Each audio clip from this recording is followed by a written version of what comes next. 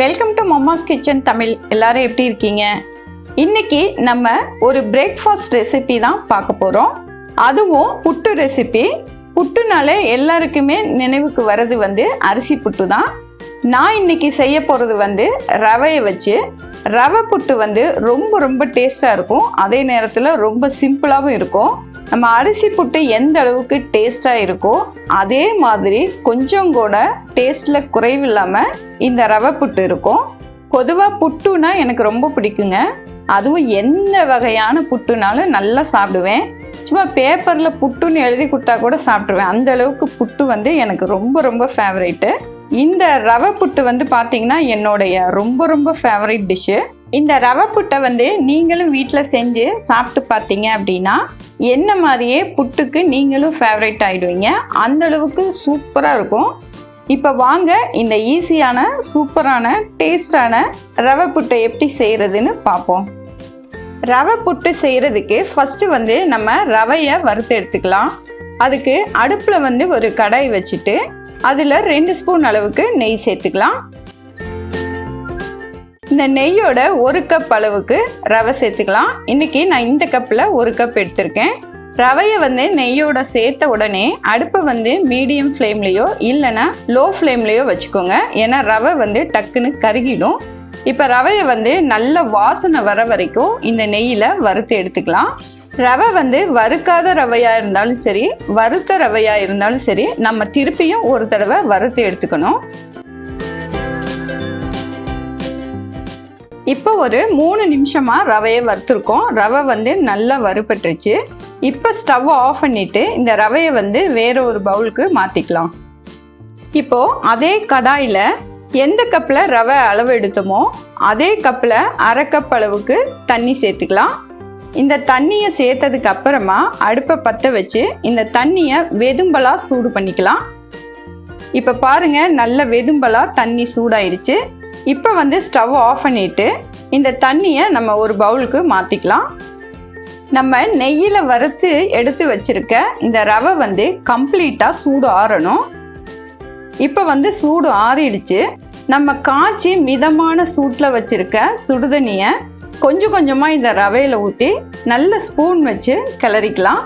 இந்த மாதிரி சிம்பிளான சூப்பரான ரெசிபீஸ்லாம் நீங்கள் மிஸ் பண்ணாமல் பார்க்கணுன்னா கீழே உள்ள ரெட் கலர் சப்ஸ்கிரைப் பட்டனை ப்ரெஸ் பண்ணிவிட்டு பக்கத்தில் இருக்க பெல் பட்டனை ப்ரெஸ் பண்ணி ஆல் நோட்டிஃபிகேஷனை எனேபிள் பண்ணிட்டீங்கன்னா நான் போடுற ஒவ்வொரு வீடியோவும் உங்களுக்கு மிஸ் ஆகாமல் உடனுக்குடன் நோட்டிஃபிகேஷனாக வந்துடும்.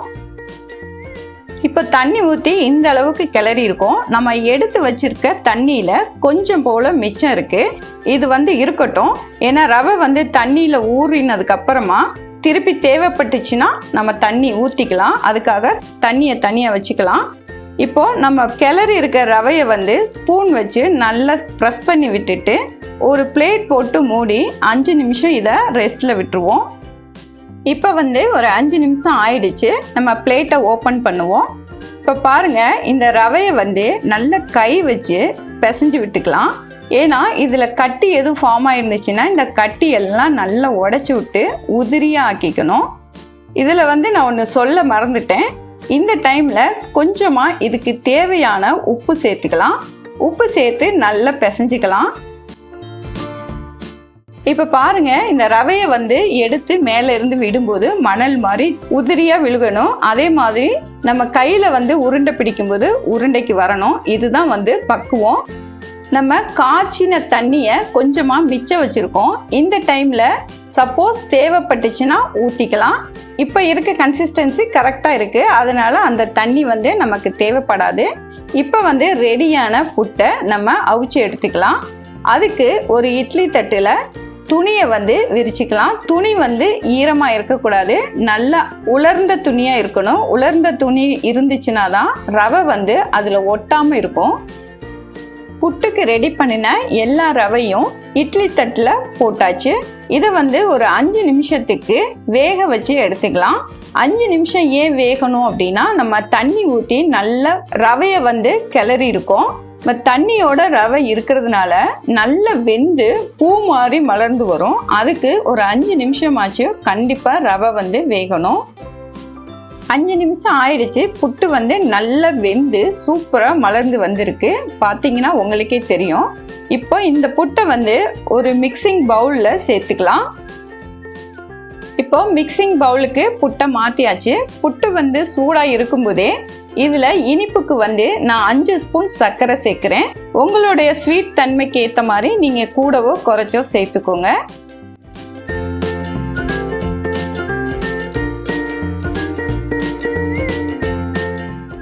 இது கூடவே 1/4 மூடி வந்து தேங்காய் துருவலை சேர்த்துக்கலாம். இப்போ இது கூட கொஞ்சமாக ஏலக்காய் தூள் சேர்த்துக்கோங்க. நான் வந்து இன்னைக்கு ஏலக்காய் தூள் சேர்க்கலை. ஆனால் ஏலக்காய் தூள் சேர்த்திங்க அப்படின்னா இன்னும் டேஸ்ட்டும் வாசமும் சூப்பராக இருக்கும். இது எல்லாத்தையும் சேர்த்துட்டு நல்லா மிக்ஸ் பண்ணி விடுங்க. இப்படி மிக்ஸ் பண்ணும்போது நம்ம போட்ட சர்க்கரை வந்து சூடான ரவையில் வந்து மிக்ஸ் ஆகி நல்லா கரைஞ்சிடும். இப்போ இது எல்லாத்தையும் மிக்ஸ் பண்ணி சூப்பராக ரெடி பண்ணியாச்சு. அவ்வளோதான், சூப்பரான ரவை புட்டு ரெடி ஆயிடுச்சு. இது வந்து சிம்பிளாகவும் இருக்கும், அதே நேரத்தில் ரொம்ப டேஸ்டாகவும் இருக்கும். இதை பார்க்குறதோடு நிறுத்திடாமல் ஒரு தடவை கண்டிப்பாக உங்கள் வீட்டில் ட்ரை பண்ணி சாப்பிட்டு பார்த்துட்டு எனக்கு கமெண்ட் பண்ணுங்கள். நல்லா சாப்பிடுங்க, ஆரோக்கியமாக இருங்க, சந்தோஷமாக இருங்க. மீண்டும் ஒரு புது ரெசிபியில் உங்களை சந்திக்கிறேன். நன்றி.